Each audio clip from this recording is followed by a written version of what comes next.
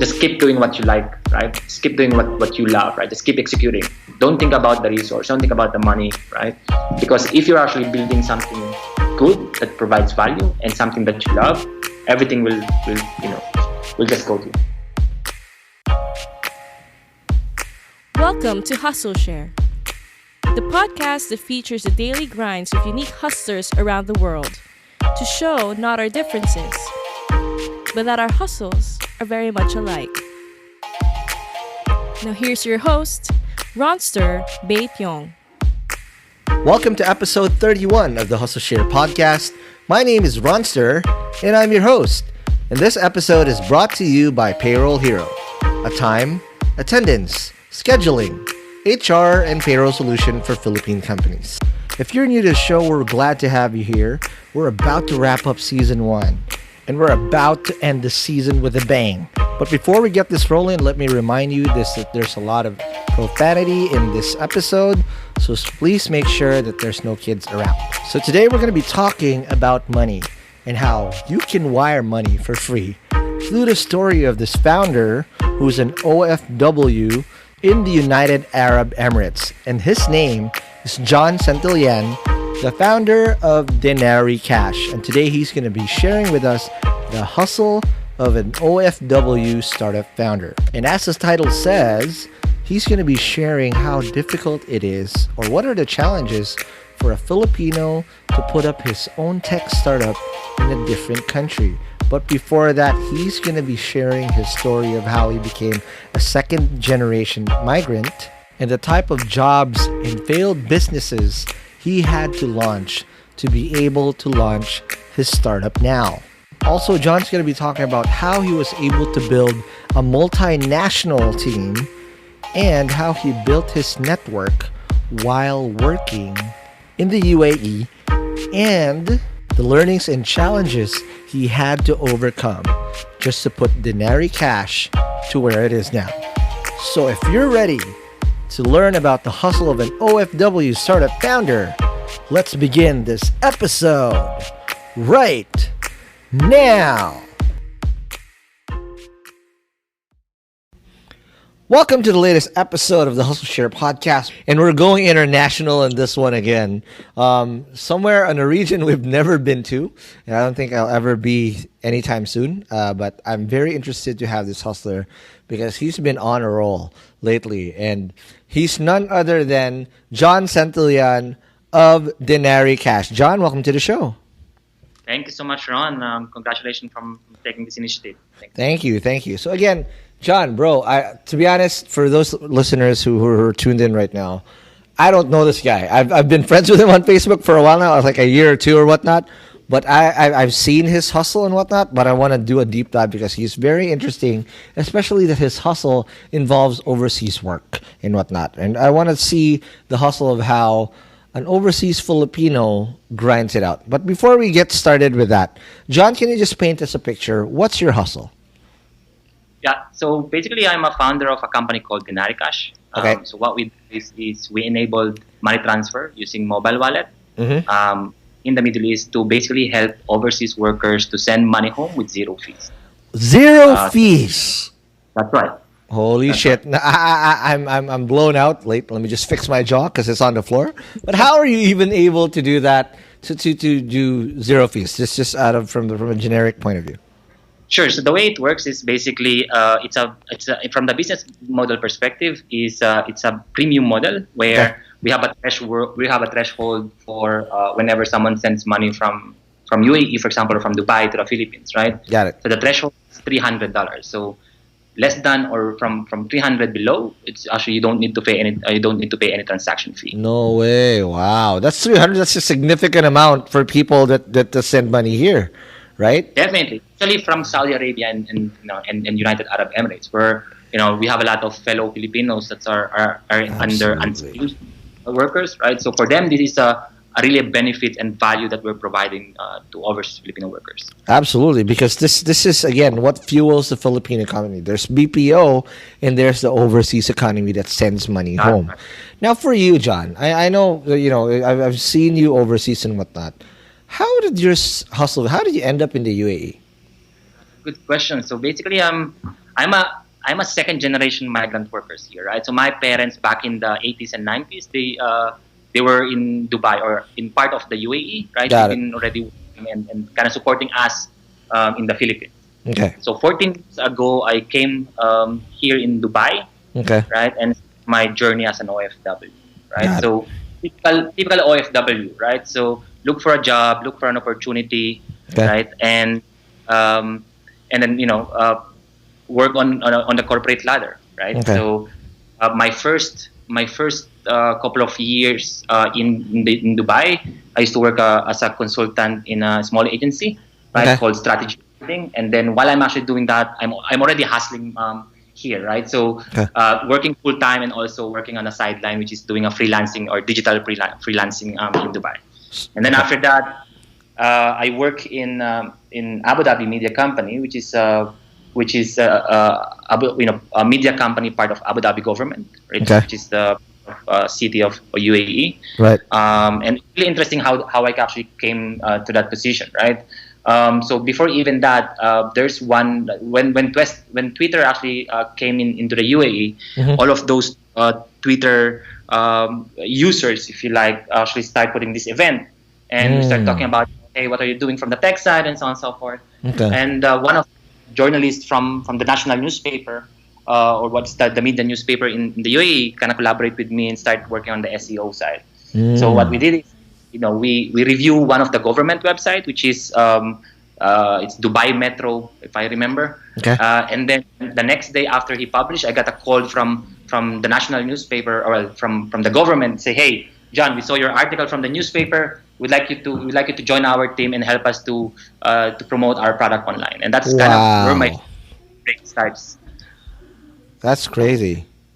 Yeah, it's true. And I always say thanks. Until now, I've been kind of thankful to that journalist, because if it's not for him, right, I'm not going to get that big grade for that. Because after Abu Dhabi Media Company, I was seconded to Etihad Airways, which is the airline company of the UAE. So I led the product development and digital marketing as well. And after that, I quit my job and started pursuing my entrepreneurial venture. Now, what's it like? All right, so from an OFW's point of view, again, you said the biggest, the most common path that people take is to go to a corporate ladder. How hard is it for someone to be an entrepreneur overseas as a Filipino? Because let's call a spade, right? A lot of Filipinos, from the stories that we always hear back home, is that there's some level of discrimination still. You're a second-class citizen in the country that you're in, right? From an entrepreneur's point of view, especially from coming from corporate, then you're going as an entrepreneur in a different country. How is it like?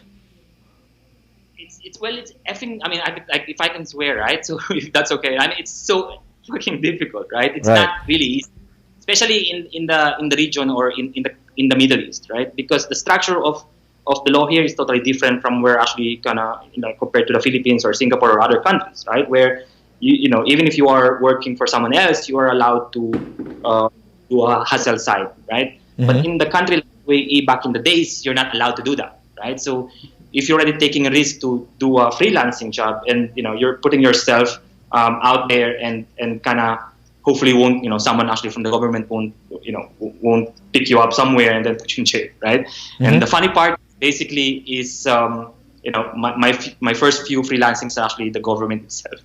But just to answer your question, Ron, right? So how difficult it is I think it's really difficult. I think for me, my advantage, I would say, is I've been, for the last couple of years when I started here, I've been already exposed with diverse nationality. Right? Actually helps me to build my confidence of interacting with other individuals, right? Be it from Lebanon or from India or from Egypt or from Pakistan, right? Be it from the US or Australia. Kind of that community itself, when all this festival or Twitter event came in, right? Actually, that helps me to boost my confidence interacting with other nationality. Right. To answer your question about the challenges and whatnot. Challenges and stuff, right? I think from when I was in Etihad 7 years ago, that's where I felt it, right? Okay. I think what you just need to do is be good on what you do, right? Okay. And then I think just focus on what you're good at, and the rest, I would say, it will follow, right? And it happens to me, right? When I was in Etihad, like every year, I hit my KPI, right, or my objective for the company, and I just get promoted, right? So started from the SEO, I become the head of the digital marketing product, and then I become the head of the whole digital marketing, and then I become the head of the product side. I think that's the best way to see it.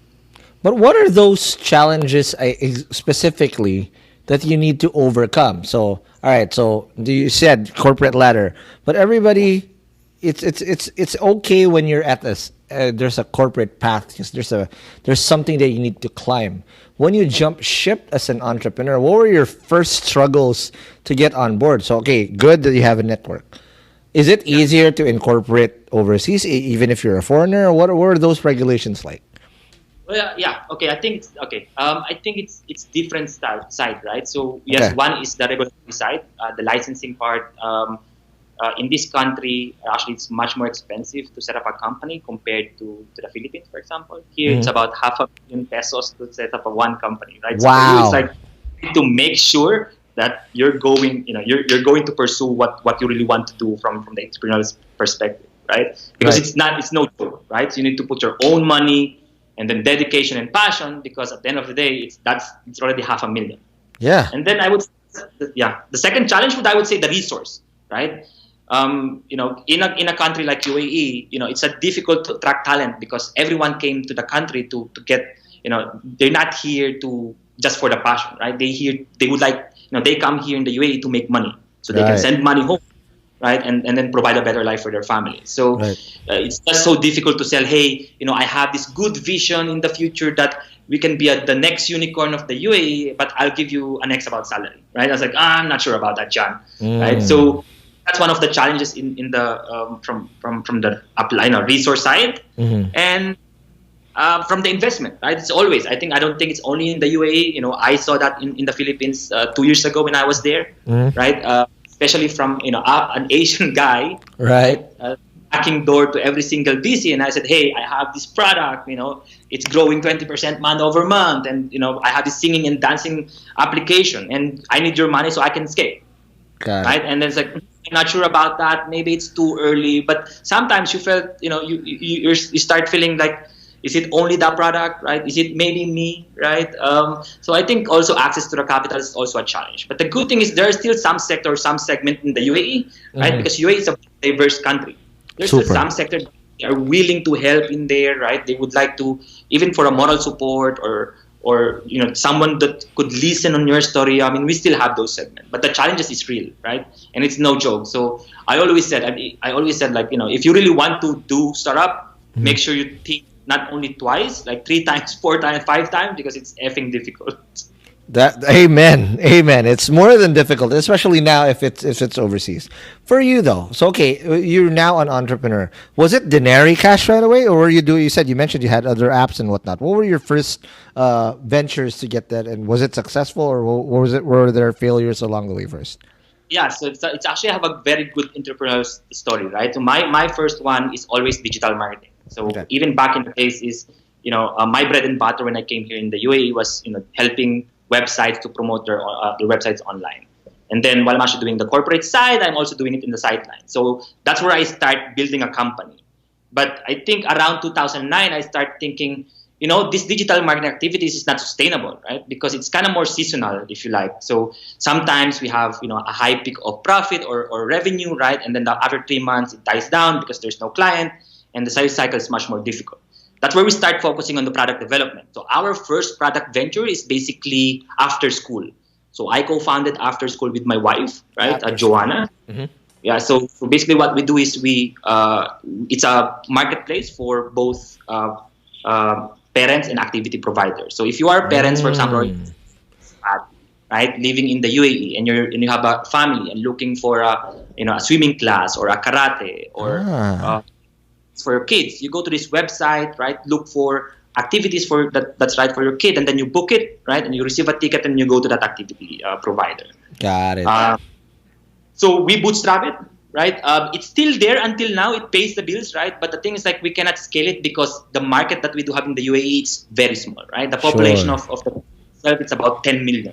Unless you have like a massive refugee thing, then yeah, okay, you can scale that. But I don't think that's gonna happen in UAE or Dubai or Abu Dhabi anytime soon. All right. So Now after that, were there anything that you did launch next?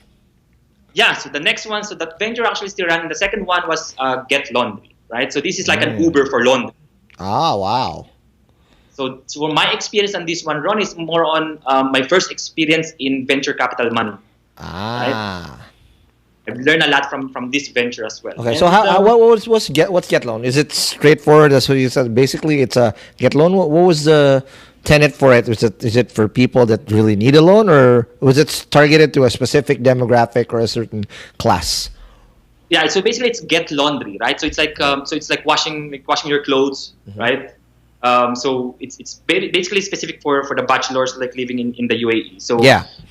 If you don't have a maid or a nanny, right? So you just open up your app, book the certain day, what type of clothes you would like to be picked up, and Okay. someone will come to you, and then we'll pick up the clothes, and then we'll wash it, and then for every step you have this notification, and we deliver it on time based on the schedule that you picked. Is it a premium service? Because I heard that oil. Again, this is like a rumor that's across the board that oil is cheap. It's more. It's cheaper than water in the Gulf area, right? Yes. If that's the case, then this type of service would be a little bit on the premium side. Yes, correct. It's a premium from the premium side in the UAE, right? And that's when we start getting the challenges in the later stage, where expanding it to other market, i.e., we tried actually in the Philippines, like for a couple of months, it didn't. Yeah, because it's not a premium here. Everybody has their own labandera or whatnot. No, true. We tried to push it and see, but it didn't work out, right? Got it. Now, all right, let's talk now about Denari Cash. What is Denari Cash, and what are you trying to solve, and how was it born? Yeah, so how did we start it? Is basically in 2017, after I quit my job in Etihad, I said I really want to focus on the next big thing, because Okay. I'm working in Etihad. I'm very fortunate to have a good life in the UAE, right? I mean, of course, I hustle out to the corporate ladder, but I was really fortunate to get I would say a better high-paying job. Provided all the school and school education for the kids, housing and everything. And then I thought I think I can still do more, right? And that's where I actually decided and talked to my wife, and I said, you know what? I just want to create a new company and see if it's gonna work, right? Because from the after school, we already had an experience of field experience from the after school side in terms of marketplace and similar in the Get Laundry, and then quit job and go back to the Philippines. Maybe I can do something within the Philippines, right? And so the idea came in 2017, early 2017, when I was talking to a very close friend of mine, Denver Chua. Denver Right? Chua. Okay. So he's a schoolmate back in high school, right? And I was like thinking about, okay, what's the next what technology I can use to disrupt the Philippines at the moment, right? So Got it. we look at education, right? We look at health, right? And then I thought that time, I mean, coins.ph was really aggressive in the market, right? So thought, okay, I think there's something in the fintech side. So what we looked at is people that traveling to the Philippines. So the first idea of Denarii Cash, before we even pivoted on what we have now, is Denarii Cash previously was to help travelers that travel to the Philippines to convert their credit card to cash. Wow. Typically, the way you go to Palawan, for example, or Boracay or other main island in the Philippines, and you only have debit card, and you need to have an access in cash. And the ATM is like an hour, 2 hours to the city, right? So you don't have an access. So the idea is to provide a supply of money to all of those sari-sari store in the Philippines, right? And then a traveler or a tourist will go to the province, right? Kinda scan the card or input the card, and they get the cash, and the sari-sari store will get the credit. Wow, that is amazing. Now, John, let's take a quick break, and when we do come back, let's talk about, now you have Denari Cash. How were you able to scale this, and what was the instant reception? Let's take a bigger deep dive, and more of that after the break. Hey, hustlers, let's talk about something really important real quick. Something that a lot of you, I know, can relate to, especially if you're running a business. And I'm talking about payroll. You know how hard it is and time consuming this is, especially that you have to do it twice a month. And as a guy who's been running tech startups for over 10 years now, this is something that I did not enjoy doing at all. It's not like it's because I don't like paying my employees. No, but it's already hard looking for funding to fund for your payroll, and then it's so much more harder if you're doing this manually. Luckily, I've found something that I highly recommend that you try, and it's from our friends from Payroll Hero. And here's how Payroll Hero works. They use your employee's face as your primary biometric to avoid buddy punching and ghost employees. So unless your team can figure out a way to swap each other's faces, tracking time and performance will never be your problem again. Payroll Hero is also very consumer friendly because it's also based on web and mobile, and it's also cloud-based, so you never have to worry about your clunky old biometric machines. So now you can automate time, attendance, scheduling, HRIS, and a payroll platform wrapped all in one. We have a very special bonus for you hustlers listening on the Hustleshare podcast. All you need to do is go to www.payrollhero.ph and use the promo code Hustleshare to get a 60-day free trial. That's technically 4 payrolls that you can do all for free, so you can see how it works for you.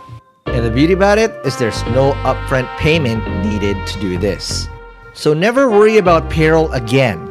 With Payroll Hero, optimizing work productivity with happiness.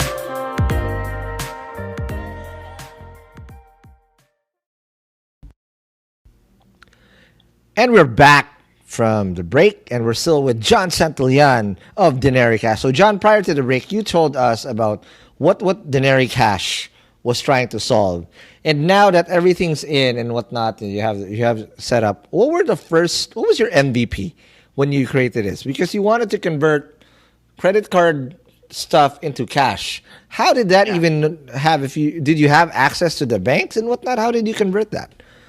No, so we already have our MVP is really funny, right? So because we already have an existing payment processor in the UAE from the UAE. Mm-hmm. So we just create a landing page and then put the payment processor in that page, and then we just wrap it up with a hybrid model for the app. Right? Wow. It took us only 1 week, right, to see the market if there's a market.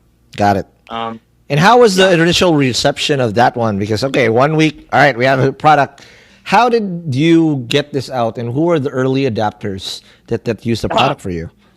Didn't work out, right? The first one is okay. The first question is, who's the traveler and how are we going to target them? Okay. It's really difficult because, when we were looking at our research, like spending the marketing side to test the market, we're competing with companies like Booking.com and with Kayak and all these OTAs, where they spend a lot of money to acquire this customer traveling to Philippines, right? Right. So we said, you know what? It's not gonna work because it will be too expensive for that customer acquisition.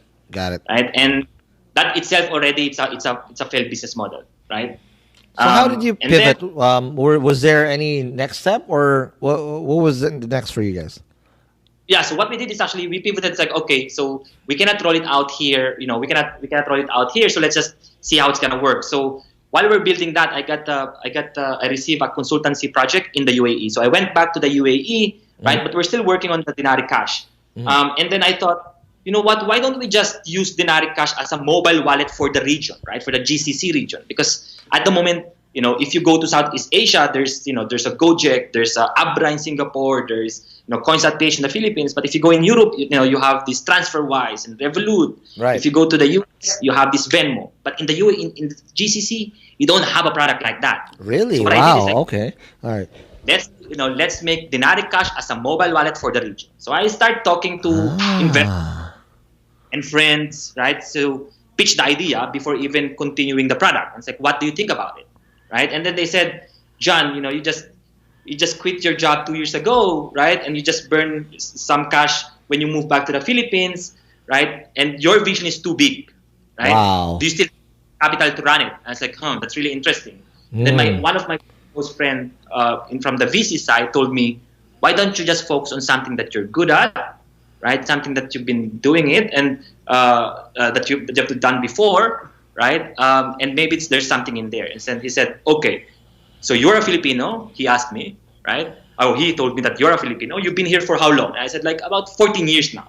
Mm-hmm. So what a Filipino do, when they came here as a migrant worker, right? I mean, the most generic question is you come here to look for an opportunity, right? So you can send money to the Philippines and provide a better life. That's a standard for everyone, right? And then why don't you focus on the Filipino, with the Filipino first? Like, I have those aha moments, like, bam, yes. So this is what are we going to go after, right? So this is our target. And that's where we ended up now. And then 3 months ago, we are actually get accepted in 500 startup. Right? Congratulations. 500 startups, which fund? So it's basically there are two. So there's a first batch here in the Middle East, right? So it's called MISC 500. So we are the first batch. And congratulations. And basically from here on, we're progressing. Yep. So I was also an investee of 500 startups on my old startup in Party File, and again, those guys just open up so many doors for you. Since that investment, what do you think were the key tenets of why they invested in you? Because it's not easy, dude. These guys get bombarded by pitch on pitch on pitch every day. If you make it to the list, you must be onto something. What were the things that they liked with you guys that made them invest? Yeah, I think there are multiple factors, right? I mean, I think this, for me, personal opinion, Ron, right? Okay. I think we're solving a human problem, right? Okay. So it's not really, for us, it's not an innovation product, if you like, right? So what we're doing is basically more on transformational business. Right. Because there's already an existing player in the market, right? Be it in a bank or a house exchange, right? So we're not something building very sexy, if you like. Right. And the main thing is, it's a human problem here, even in Saudi Arabia and in the UAE, right? So there's still a problem that can be solved by providing this solution. And in addition to that, I think it's just the credibility and the trust that I built already in the country or in the community, building products, helping corporates or hyper growth startup to scale their business, right? And I think that also involves multiple factors. So team and product, I would say, right? Got it. That's great. And that's a big component of why invest, especially in the seed round, right? This is basically what investors can bank on. Since that point, what were you able to build since 500 startups came in? Were you able to build how big is the team now? So we are 6 people, right? Wow. Very diverse nationality, right? It's not only Filipino. And it's really good, right? Having different opinion and kind of feel that the culture that we are doing at the moment. When you built the team, what were you looking for in terms of the talent? Because you said it's a human problem, right? It's not a tech, but at the end of the day, the core of this is tech, right? What were the key hires that you got in just to take you to that next level? Yeah, sure. I think that the first question that I asked is why you are actually why are you here, right? Why are you in the UAE? Be it like, for example, if you're an Indian folk or Indian guy, or a Pakistani or from the UK, for example, right? And the first question that I asked is like, why are you here in the UAE, right? You could just get a job in your own country, right?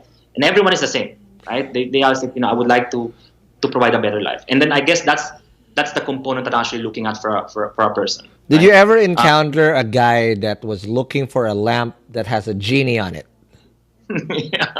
Yeah. Oh wow. Okay, that's Aladdin. Hire that guy, bro. He's gonna be rich. He's gonna invest in your shit.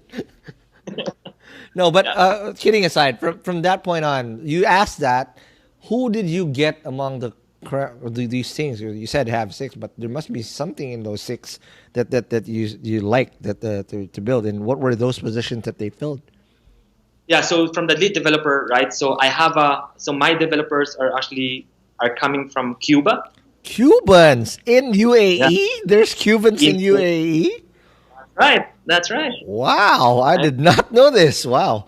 Havana flavored app on you guys. All right. That's cool. So for them, it's like when I ask him, it's like, what? I mean, I'm sure you know what's happening in Cuba, right? So they have this embargo with the US and so on and so forth. And the life in there is much difficult compared to other countries. From the development perspective or from the way of life, right? And that's the reason they are here. So from that itself, when I asked the guy, his name is Wilfredo, I told him why do you want to work with us and what's the reason you're actually working here? And from the conversation itself, you can see that he really needs to work, and he's going to do his best job to so he can provide something for his family back home. And I think that's more on the traits rather than like a skill set for me.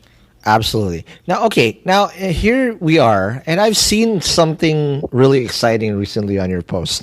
You won something. Can you just give me an idea what that's something that you won, and what it meant for you guys now that you've won it? So the really good thing is actually I would say I was the first tech Filipino or tech Asian that in the UAE, if you like, that kind of been bullish about building a tech startup, right? So about I think last week, I pitched Denari Cash to a Dubai government initiative, where they have about I think $25,000 prize, right? An equity free prize. It's a grant. And the grant. That's right. And there are 500 selections or 500 participants. It happens for 2 months, right? And then from 500 participants, they selected 50. From 50.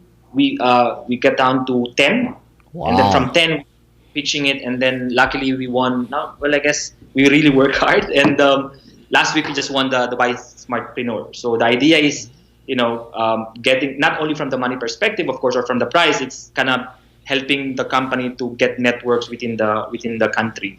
Congratulations, bro. You make a country proud. Thank you for that. Thank you for doing your work. But this is great. Now, since this came in, what's next with this? What are you going to use with that money? Because, I mean, you said there's 500. Now you have this.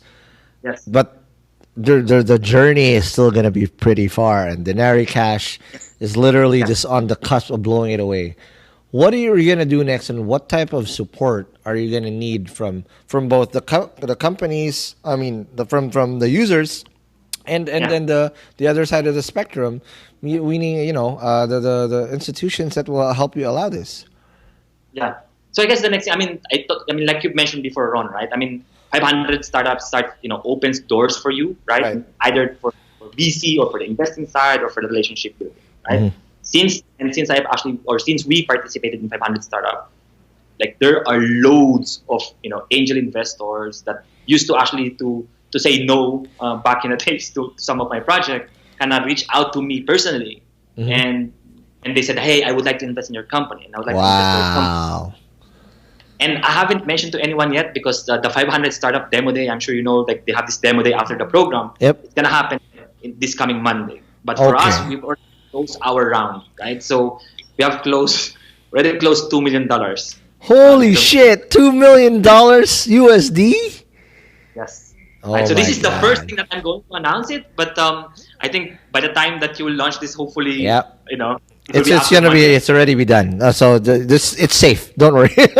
By the time this airs or this goes out, it's already the demo day is done and whatnot. So congratulations, Jon. That's great news. But we all know that the funding is just a means. It's a commodity. Right? Now, what are you going to do with that money? You have $2 million. Holy, that's a valuation of a startup already. Holy shit. What are you going to do? Yeah, what's next, right? So you have all this money. How are you going to enable Filipinos to wire all that money back home? Yeah, so it's really good, right? So what we do is we actually open up an operation in Saudi Arabia, right? So mainly in Riyadh, which is where most of the Filipinos are actually sitting, like in terms of segment size. And then increasing our distribution channel or the way of tapping up the wallet and just scaling the business, right? So the idea is not only for the Filipinos, right? I mean, the population of the Filipinos here, I would say in the UAE and Saudi Arabia, it's about, let's say about 2.2 million or 2.5 million. Wow. So it's not really big, right? But I mean, I would think it's not easy. I think there will be some challenge, of course, for acquiring it.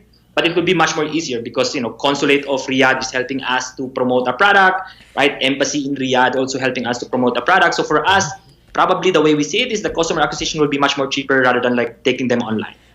Right? So I guess the next thing for us is opening to other segments, right? I.e., for example, Indians and Pakistanis, right?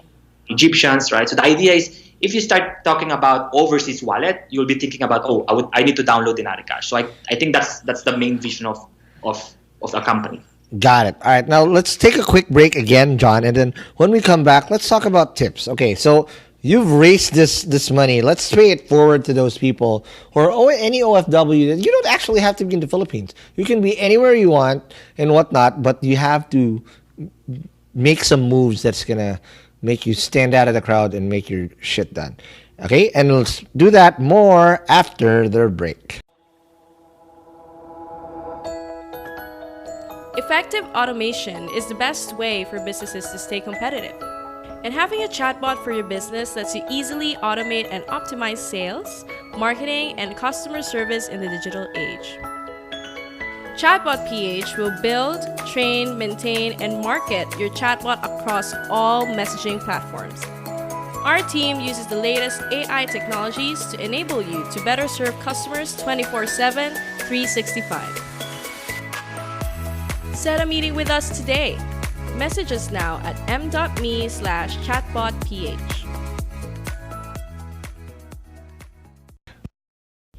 And we're back for the final part. We're still with Jon Santillan, all the way from the UAE. Where exactly in UAE? Is it Dubai or Abu Dhabi? Dubai. Dubai with the Burj Khalifa. Oh my God! I think are you in the you're not in the Burj Khalifa at the moment, right? So there's no sandstorm. So but yeah. Okay, so John, I'm very curious because I've never been to the Middle East, and this has been like a constant destination for Filipinos to go through, right? Because this is like the promised land in terms of what it is. There's a lot of Filipinos that want to go there and whatnot. But walk me through. So you said when you went there, you weren't really an infant. You grew up here in the Philippines, and when you went there, how did you rise above, and how was the adjustment from your point of view for you to fit in the culture and whatnot? Was it really hard? How was it, that experience? Well, for me, it was not really hard. I think I'm just like, again, I think I'm kind of fortunate to be with a good community, with a good people that actually can have a supporting system that helps you and motivates you to do the right thing, to go to the next level, right? I think that's the most important part, right? Having someone that could help you to support you in whatever you like. And who are those for you to help you ease that transition out? Well, it's it could be like from my side, it's my my sister, because I was not the only one who came here, right? I was with my sisters as well. It's like a kind of group of family. So all of us actually came to the UAE all at the same time. So I think if you're just having a support system, right? I think that would be kind of really good to have. And I think that's the most important part. Okay, now if I answer. Yep, that's absolutely great. Now in terms of going corporate, right? You mentioned earlier that the Etihad and all these other jobs that you did were big thing. As a immigrant, right? What should you be doing in order to not go into the pitfalls? Because I've heard so many stories as well that, it's great because you can now stand out from the rest, but there's also like, Filipinos in Singapore also get discriminated on. I mean, that's normal. It's fair game. And Filipinos also, we can't just cry foul all the time because we're pretty discriminative too with other people. Look at how we're reacting now with the Chinese influx, right? So, we get a dose of our own medicine. But for you, when you did the corporate ladder, was there a specific game other than just being really good at what you're doing, right? That you did outside of, the job? Outside the job. Yep. Well, I think was it a pakisama thing, whatnot, or whatnot? Yeah. I think yung pakisama would be the main factor, right? So even because it's you are living in a country where almost 90% are expats, right? And 10% are actually local. So you will experience different type of culture and different way of attitude as well, like dealing with different nationality. So I guess the first one definitely would be the pakikisama, right? So even if you don't like it, you just kind of more on listen rather than like talking, right? So I think you just need to be a good listener. And I think that's the main one that I could think of. Okay, in terms of creating that network, right? So now you mentioned it's a melting pot of a lot of cultures and whatnot. How did you position yourself to have that network for you to be able to thrive, and that when you really jump ship, jump to entrepreneurship as a whole, there was already something ready for you to take advantage of. Yes. So I mean, since then, Ron, actually, the way I do it for myself is I actually kind of start giving first before taking it. 14 years. I mean, I've been helping other Filipinos or even other nationalities, to get a new job, right? Or maybe even just for shifting the house, right? So like moving from one place to another, right? Be it for financial perspective, right? Be it on the presentation skill set. And very fortunate enough, like after this 500 startup, I start asking, I look and, I reach out to those people that actually helped before. It's like, hey, would you be able to kind of help me back, right? Or I didn't say help me back, but, like asking like, hey, would you be able to help me on a certain things, right? And I didn't really force them, right? And because they can see that what I'm doing is there's still value to the community that I'm actually targeting. So it's an open, for them, it's like, yes, John, like, anything that we can do, will help you to make sure that you will become successful, right? Because they've seen the struggle, right? So it's not an overnight success, if you like, Ron, right? So like I've mentioned before, it's building these things or the product itself. It's not really an overnight success. So the first we build the community, kind of going out to any event that's already available for from the tech perspective, right? And then helping other entrepreneurs, be it the financial side and so on. So I guess that's how I build my network and start leveraging it now. Now, when you hit a wall, right, and people always like have to go through this, were there any mentors that helped you out to walk you through that? And what was the best advice that was given to you when in the recent times that you hit those walls? Yeah, I like that question because even until now, right? So this mentor that I do have, and his name is Pavel Ivanov. He's a German guy, but I used to work with him like back in 2017. Okay. 2007, right? And until now, he becomes my mentor. He's still my mentor and an advisor as well of Denari Cash, right? Mm-hmm. From my last failed company, right? He just sees the passion from my side to continue building it. I guess the main advice or the most advice the advice that I actually got from him that still strikes in my head is just keep doing what you like, right? Just keep doing what you love, right? Just keep executing. Don't think about the resource. Don't think about the money, right? Because if you're actually building something good that provides value and something that you love, everything will just go to, right? It will just open things, and that's what happened to Denari Cash, right?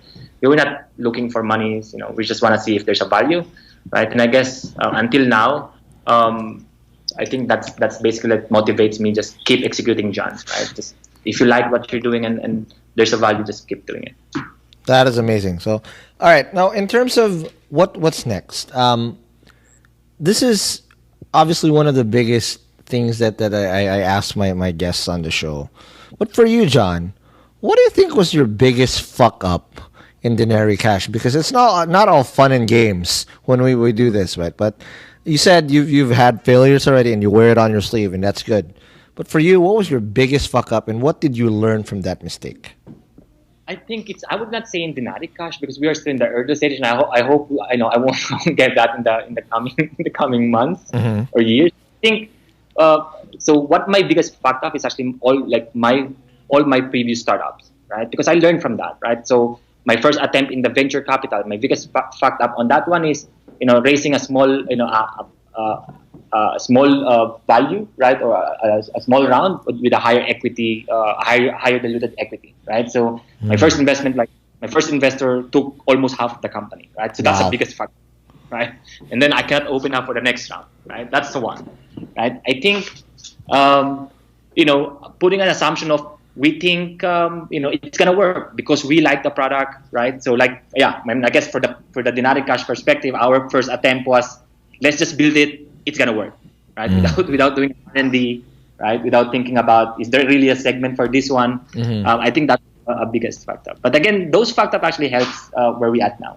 That is great. Now, John, for those people that want to tap into Denari Cash, especially for people in the Middle East and any Filipino that wants to send money and take advantage of your platform, how do they do that, and what do they do? Sure. I think this is the best time that actually I'm going to promote my product. Yep. Thanks, Ron. This is it. I'll make it clear. So if you are working in the Middle East, so i.e. for example in Saudi Arabia or anywhere in the UAE, right? You just search Denari Cash in iOS or in Google Store. You register using your national ID. We call it Ikama from Saudi, and we call it National Emirates ID in the UAE. And after you register, you get verified, and then you can put money on the wallet, right? So you can use bank, kiosk, ATM, or debit or credit card. And once it's in your wallet, you can send it to Palawan or to any major bank in the Philippines, right? And also to other cash pickup like Palawan, Cebuana, Emular, and so on. That is and then later on, hopefully, you can actually pay your bills from Denari, right? So from the Middle East to the Philippines. So you can pay your bills like education, government fees, SSS, pag-ibig, right? And that's what we're looking for in the future. So. All right. That's an amazing job, John. Thank you for being on the show. Maraming salamat. There you go. That's as genuine as they come. So, guys, if you guys like that episode, please don't forget to show us some love. Follow back or subscribe or like our shit on any type of podcast app that you see or use. Please don't forget also to suggest the next hustler you want to hear on the show, because we're about to wrap up season 1. By the end of June, this is going to be done, and season 2 we're taking a quick break. But please don't forget to message us on messengers m.me/hustleshare, or again, message us on our website. Just go to www.hustleshare.com. John, thanks again. Maraming salamat, Ron, and good initiative for this one, and just keep doing it. Appreciate it. And again, thank you guys, and I'll see you guys in the next episode. Peace.